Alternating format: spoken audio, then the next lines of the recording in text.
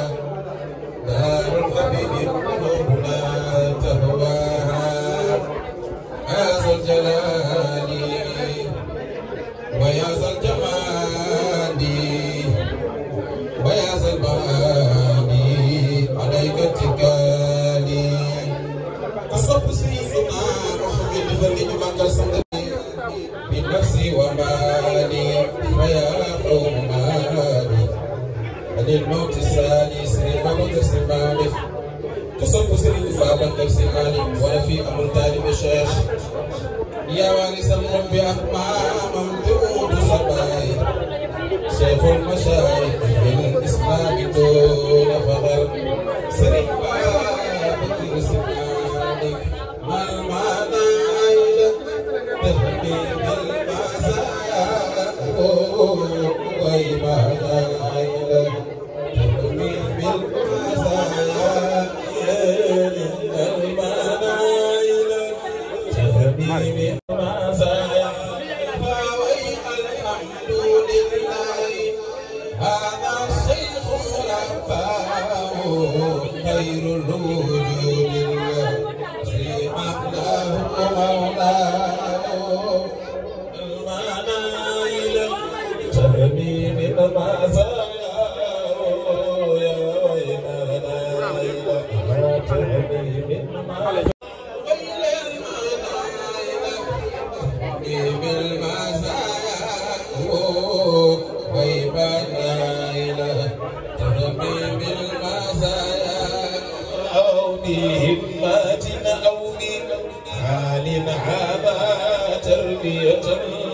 نعم المربي مريب الحق يرضاه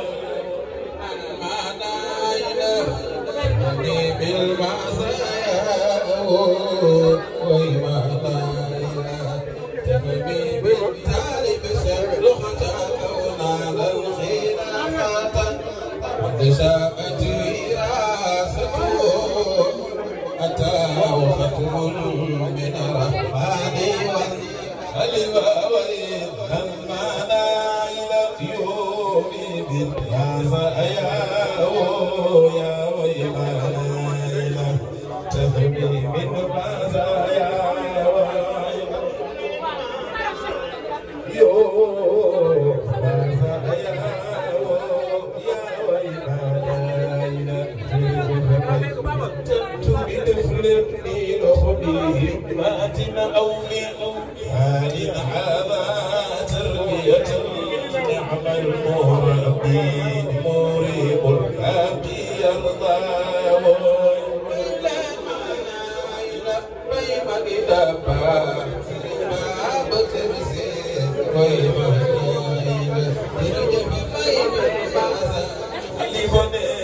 أو أشباه الوبل في آلام منعمرا لا أصبح الناس في جلوى أو أشباه الوبل في الآفاق منعمرا لا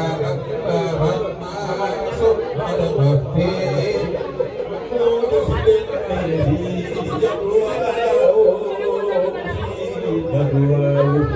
شفتي شرفنا بينا في جدوى